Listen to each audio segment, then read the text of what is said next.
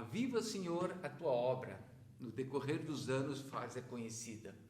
A obra de Deus em Habacuque. Gostaríamos de refletir sobre esse tema dentro da nossa conferência. Num primeiro aspecto, lembramos da estrutura retórica do livro de Habacuque, que inicia com uma primeira queixa do profeta, a primeira resposta de Deus.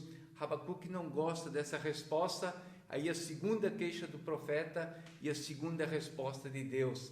E aí nós partimos para o capítulo 3, que é o tema que queremos abordar nesse momento.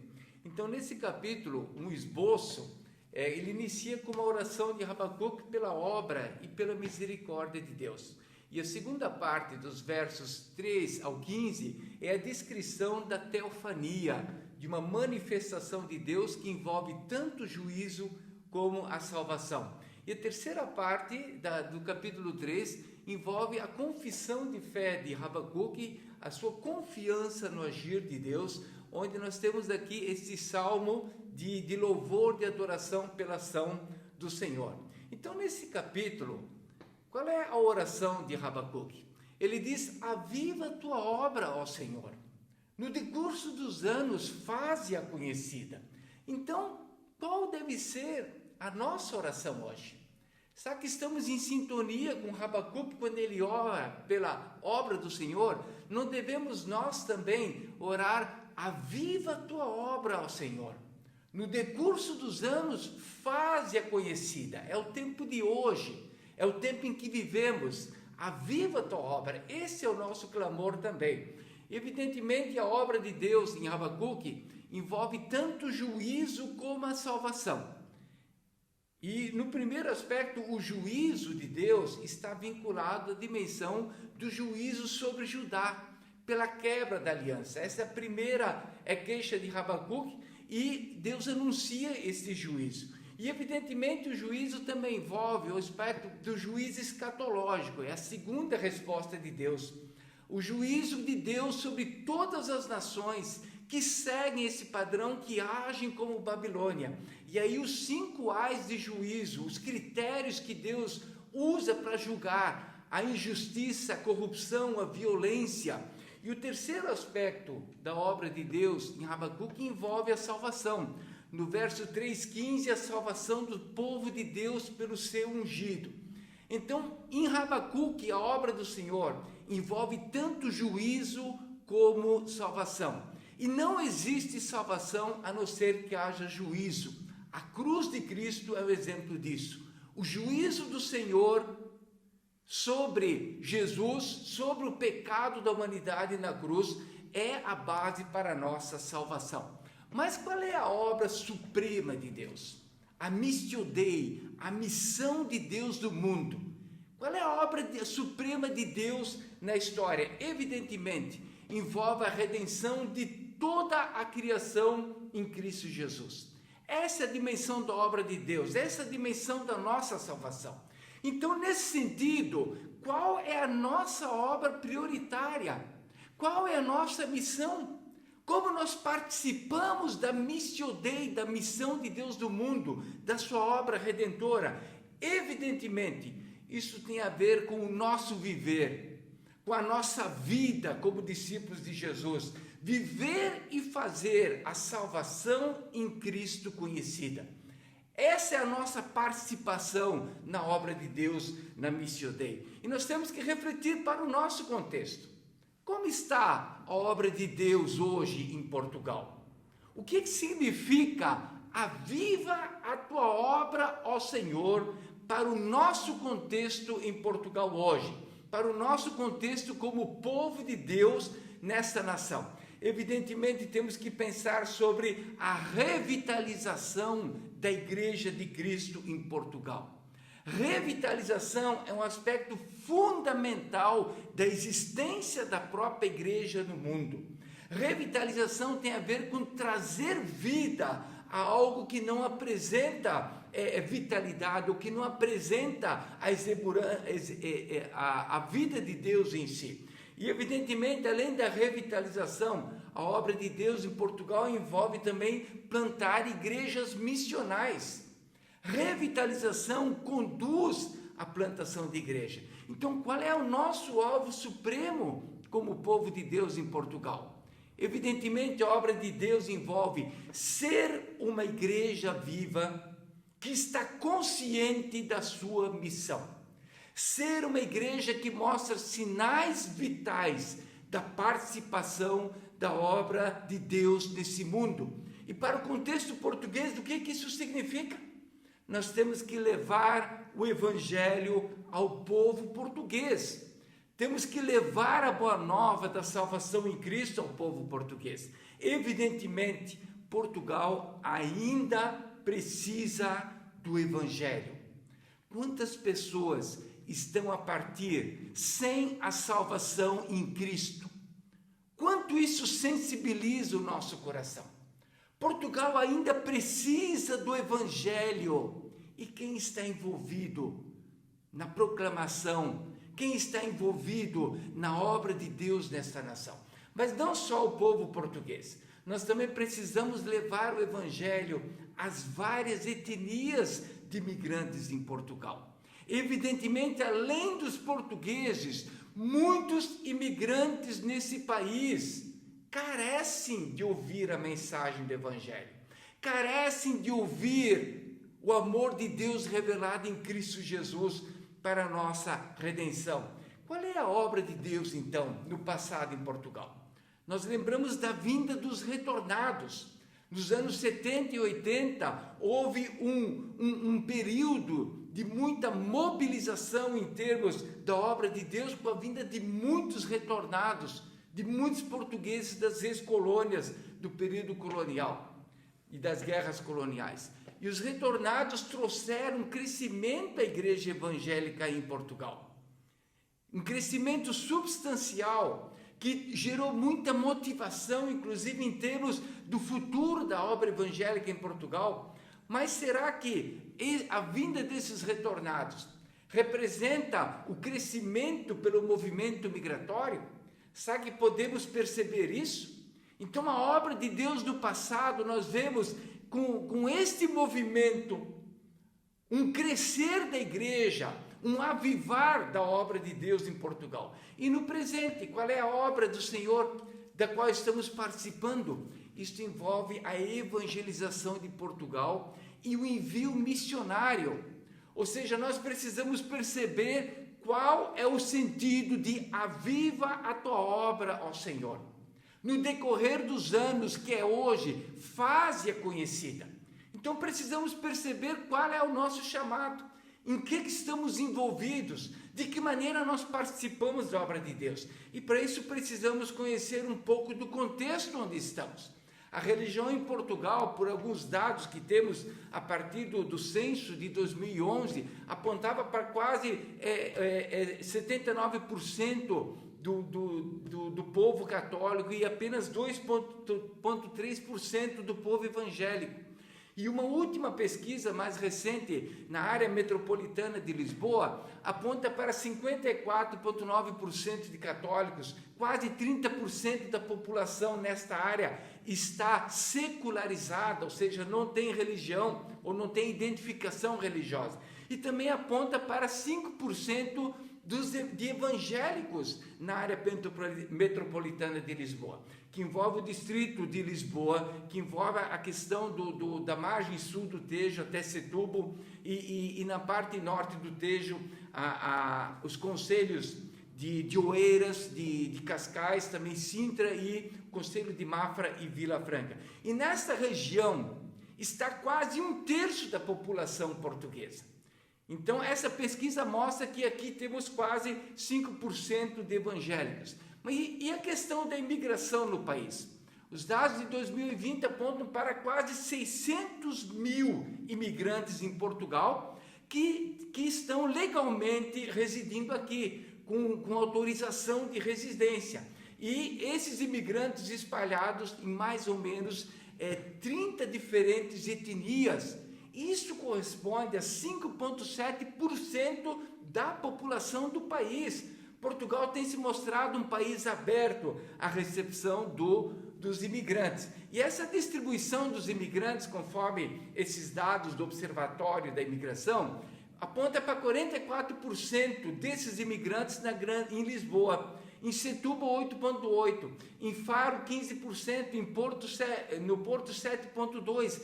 Esses são os distritos com maior percentual de imigrantes. Se nós somarmos Lisboa e Setúbal, que estão dentro da área metropolitana de Lisboa, isso representa quase 53% dos imigrantes de Portugal nesta área.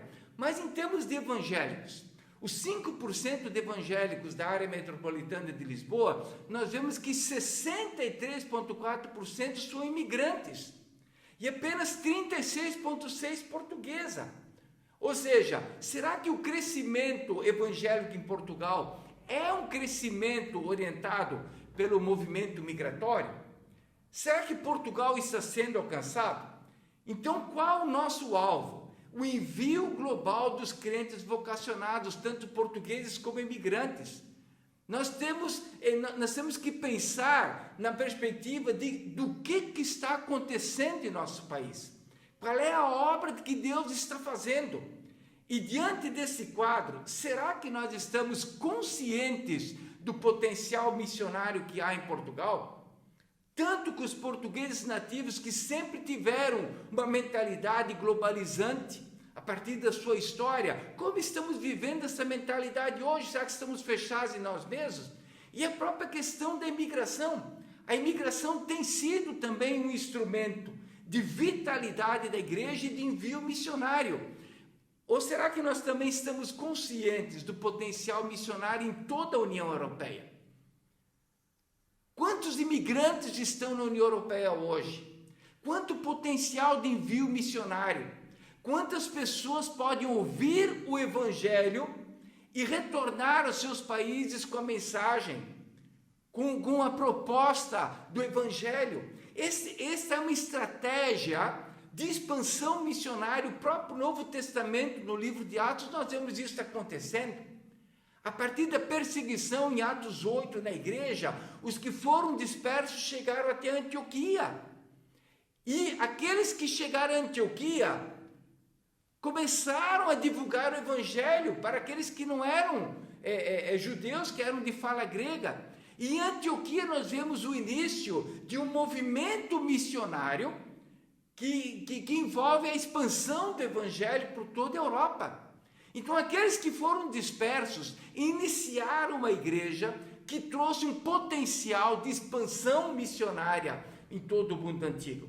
Por isso, nós precisamos pensar de que maneira estamos agindo conscientemente com relação à mobilização missionária a partir daquilo que Deus está fazendo, não só em Portugal, mas em toda a União Europeia. Qual é o grande potencial de envio que existe? Por isso precisamos estar conscientes do fato de clamar ao Senhor: aviva a tua obra. Clamar a Deus: aviva a tua obra, envia o teu povo, Senhor. Esse deve ser o nosso clamor, como foi o clamor de Deus para Habacuque, que ele nos mostra de maneira tão efetiva. E nesse aspecto, a revitalização da igreja sempre conduz à plantação de igrejas missionais. A igreja missional é aquela igreja orientada pela missão de Deus. É a igreja que entende a missão como um aspecto fundamental da sua natureza, da sua existência no mundo. Então, a revitalização de igrejas sempre conduz à plantação de igrejas missionais. Missional é a ideia de que nós estamos envolvidos com a nossa cultura e com o que Deus está fazendo nesse mundo. Então, mas isso só é possível com um derramar do Espírito Santo sobre a igreja portuguesa, sobre o povo de Deus em Portugal. Por isso é fundamental que nós estejamos conscientes disso. A missão de Deus é obra do Espírito de Deus. O Novo Testamento mostra isso muito claro. O Espírito Santo derramado conduziu a igreja em sua missão. Independente do número de pessoas, havia consciência e vitalidade espiritual que conduziu a missão. Por isso, nosso clamor: aviva a tua obra, ó Senhor. No decorrer dos anos, faze-a conhecida. E no nosso clamor ao Senhor, nós não podemos esquecer Na tua ira ao Senhor, lembra-te da misericórdia. Por isso, o tema da misericórdia na obra de Deus, queremos ouvir adiante na nossa exposição. Que Deus nos abençoe. Na primeira parte da nossa mensagem, nós já ouvimos o primeiro clamor do profeta Abacuque. Aviva a tua obra, ó Senhor. A obra do Senhor envolve juízo e salvação. Tem sido assim ao longo da história da humanidade, mas para que haja salvação, tem de haver misericórdia. Então nós vamos olhar agora para a segunda parte do clamor de Abacuque. Na tua ira, lembra-te da misericórdia. Abacuque já discutiu com Deus. Abacuque já tem a resposta de Deus. No início, Abacuque estava angustiado por causa dos males que ele via na sociedade. E ele começou assim: até quando, Senhor, clamarei eu e tu não me escutarás? Gritar-te-ei violência e não salvarás. Porque me mostras a iniquidade e me fazes ver a opressão? Pois a destruição e a violência estão diante de mim, há contendas e o litígio se suscita. Agora Abacuque sabe que de fato Deus vai reagir, julgando o povo judaico pelos babilônios, uma nação feroz e cruel. E por isso Abacuque ficou alarmado. Oh Deus, será que tu vais destruir completamente o povo de Israel? Porque Abacuque sabe que não se brinca com Deus. Sim, Deus é um Deus de amor, mas Ele também é um Deus santo e justo. O autor de Hebreus advertiu os seus leitores, dizendo: ora, nós conhecemos aquele que disse: a mim pertence a vingança, eu atribuirei. Outra vez o Senhor julgará o seu povo. Horrível coisa é cair nas mãos do Deus vivo. E Abacuque sabe que o povo judaico merece ser castigado com severidade, mas ele também sabe que Deus é um Deus misericordioso e compassivo. E, por causa disso, Abacuque orou: na tua ira, lembra-te da misericórdia. Ele pode pedir assim porque sabe que a misericórdia faz parte da natureza de Deus. Ao longo da história de Israel, Deus tem mostrado a sua misericórdia para com um povo rebelde e teimoso. E, de fato, Deus disse à nação de Israel, através do profeta Isaías: estendi as mãos todo o dia a um povo rebelde. E ali nós conseguimos ver a paciência de Deus, o amor persistente a um povo rebelde. Abacuque pede a mesma expressão do caráter de Deus nos seus tempos conturbados.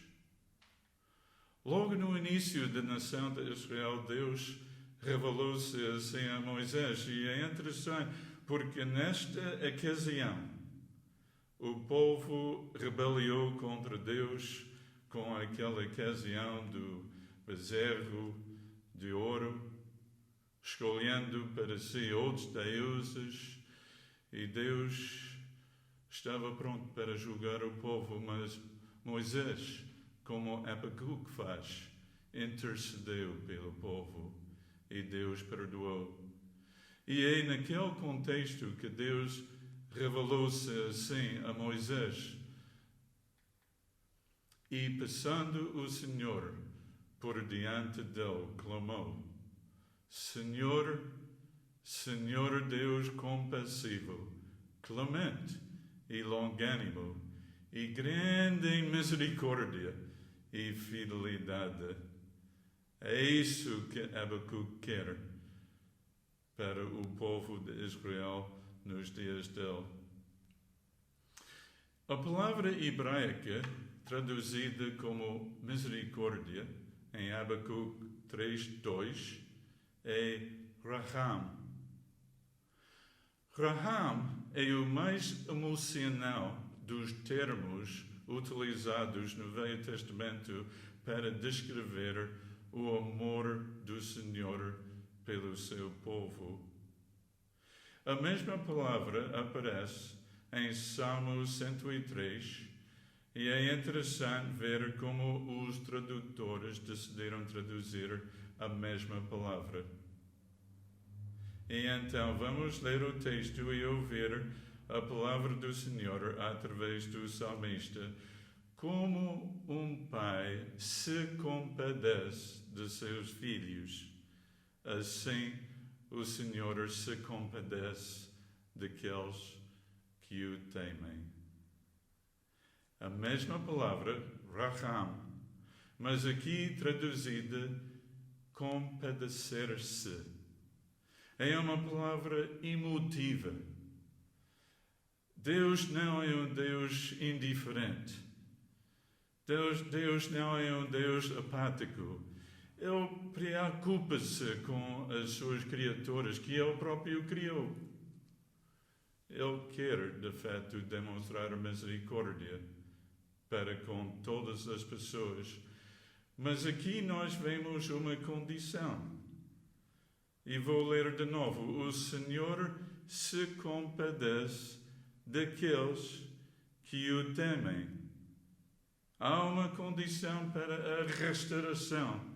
Os que temem o Senhor são os que o reconhecem como Deus e submetem-se a Ele, a sua autoridade.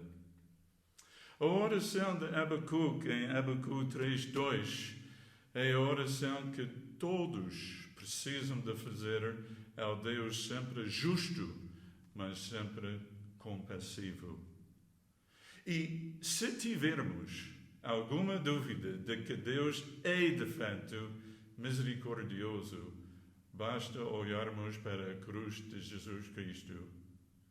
Porque a misericórdia de Deus foi revelada de forma suprema na cruz de Jesus Cristo.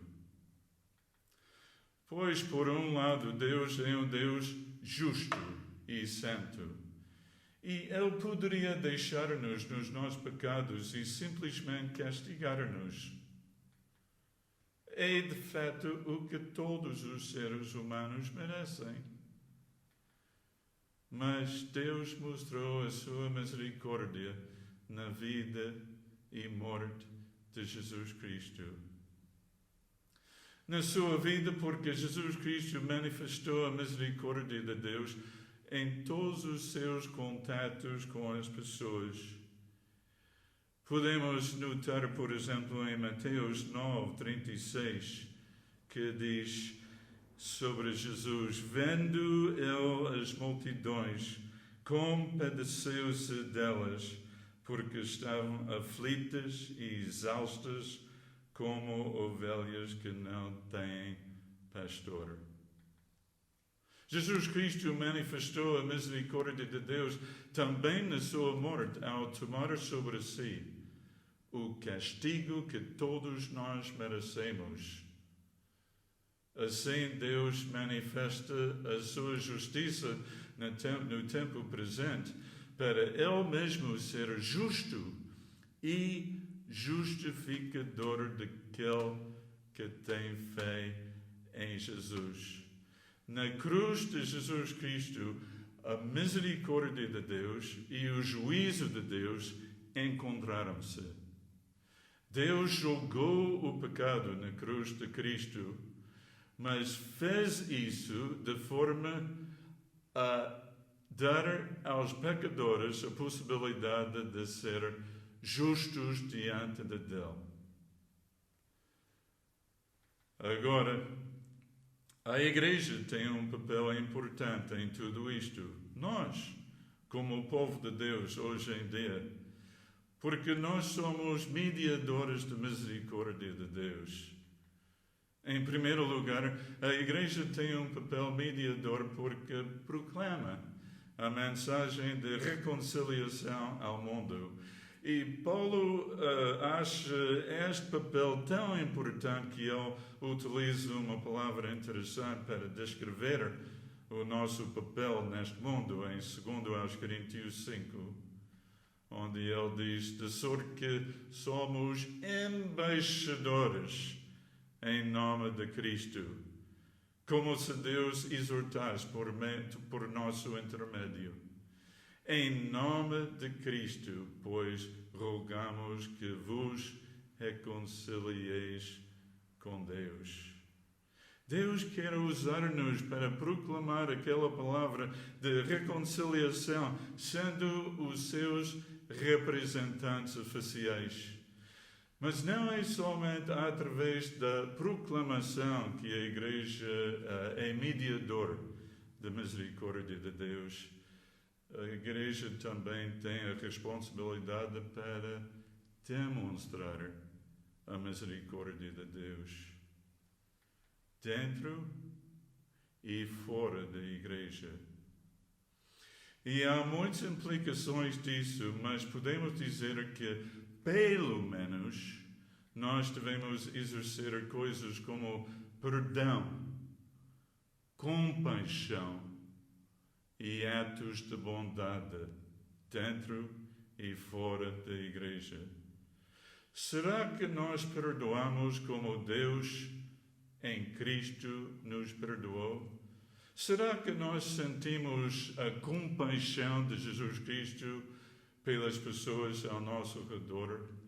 Será que nós somos conhecidos pelos nossos atos de bondade? Temos de ter cuidado e temos de fazer uma avaliação. O que nos, de fato, caracteriza mais aos olhos do mundo? Sim, é verdade. Quando vemos pecado, iniquidade, temos de reagir. E podemos ficar irados contra o pecado e contra o grande inimigo do reino de Deus, Satanás. Mas, ao mesmo tempo, precisamos de amar as pessoas e demonstrar a misericórdia de Deus para com essas pessoas. É importante pensar nisso também porque isto providencia a motivação que nós precisamos para fazer a vontade de Deus de forma correta. Precisamos de fazer a obra de Deus com a motivação certa.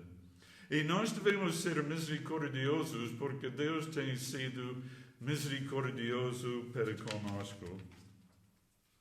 Quanto mais medito sobre a misericórdia de Deus para comigo, mais disposto estou a mostrar a misericórdia para com outras pessoas.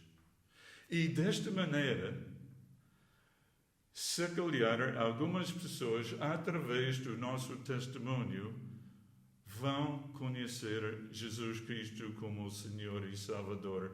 Desta forma, o mundo pode vir a conhecer o Deus que amou ao mundo de tal maneira que deu o seu Filho unigênito, para que todo o que não crê não pereça, mas tenha a vida eterna. É assim, porque de fato, na sua ira, Deus lembrou-se da sua misericórdia.